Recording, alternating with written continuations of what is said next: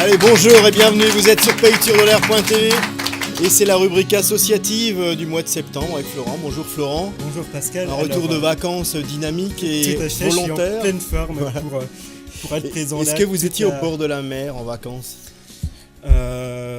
Non, par contre, j'étais pas loin de Lille. De Lille, ouais, Enfin, parce de que... Lille, parce qu'en fait, j'habite Ilzac. Ah, Donc, de l'Ilzac, ouais, d'accord. C'est ouais. l'Ilzac. Près de l'île Napoléon, en fait. Près de c'est l'île ça Napoléon, ouais. tout à fait. Parce que vous auriez pu ramener de vos vacances estivales quelques coquillages, parce que c'est de ça qu'on va parler ce matin. Tout à fait. Parce que les coquillages arrivent à Villers-sur-Thur et on a un invité de marque, c'est Simon Machineau qu'on applaudit ce matin, le spécialiste du genre.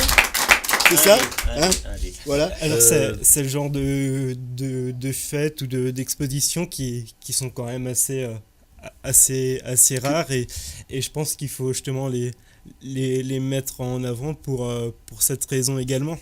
Oui, je pense que c'est la première d'une longue série, j'espère. Déjà, je suis très honoré de représenter l'association française de conchiliologie. De Conchiliologie, c'est-à-dire l'étude des coquillages, pour parler plus simplement. Je fais partie de la section Est qui depuis début septembre, a posé son siège à l'hôtel de Paris à Villers. D'accord. Alors pourquoi à Villers ? C'est une opportunité qu'on a saisie parce que j'ai eu la chance de faire un voyage à Madagascar avec une association locale qui s'appelle En route vers Madagascar, que vous connaissez, très très active. Et donc, grâce à ça, comme nous on était à la recherche d'un nouveau local, l'opportunité s'est présentée et donc on va faire une première expérience, un salon le 16 octobre du coquillage. Par la suite, on espère faire des expositions internationales à la salle polyvalente en 2017 notamment. Et donc, pourquoi Villers ? Parce que déjà, grâce au voyage à Madagascar, mais aussi parce que géographiquement, la section Est représente le Grand Est. Le Grand Est. Et des gens viennent de très loin, viennent de plusieurs départements. Des Vosges, Épinal, Nancy, de Strasbourg, le président actuel habite Montbéliard. On aura un exposant qui vient de Dole. Donc, c'est un peu le centre géographique, c'est ça ? Ça permet de limiter les distances pour les différents exposants. Quel type de coquillage on pourra retrouver ? Parce que j'imagine qu'il y a différents types. Justement, vous avez parlé de l'île, vous avez parlé de la mer. Il n'y a pas que des coquillages marins, il existe des coquillages terrestres. Et il existe des coquillages d'eau douce, qui sont moins nombreux, mais qu'on peut aussi collectionner. Est-ce qu'on en trouve dans le Rhin ? Parce que finalement, le Rhin bien sûr. Je vais d'ailleurs en emporter quelques-uns. On en trouve dans les étangs de pêche. Si vous avez des amis pêcheurs, ils ont les moules d'eau douce, les anodontes, qui sont très jolies quand elles sont bien nettoyées, qui sont assez grosses. Ouais. À part les hérons, j'ai pas vu beaucoup d'amateurs, mais les hérons aiment bien. Ouais. Combien de passionnés seront présents lors de cette fête du coquillage ? On sera une dizaine d'exposants, exclusivement de la section Est. Pas des commerçants, bien qu'il y aura quelques coquilles à vendre quand même. Et on va représenter quelques familles des 40 000 espèces qui existent.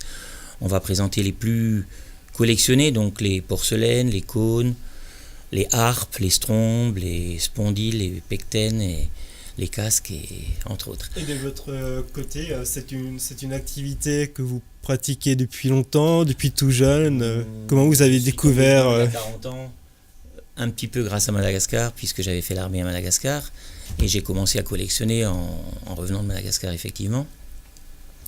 J'ai rejoint donc la section Est, qui à l'époque avait son siège sur Belfort, avec M. Pizzali et M. Loumet. On a fait 3-4 expos à Belfort. On en a fait après 33 à Haute-Mersheim. Ce qui est quand même 40 impressionnant. Ans, grâce à Michel Rivoal, qui était président de l'association jusqu'il y a 2 ans. Et depuis 2 ans, nous avons un nouveau président qui habite donc Montbéliard.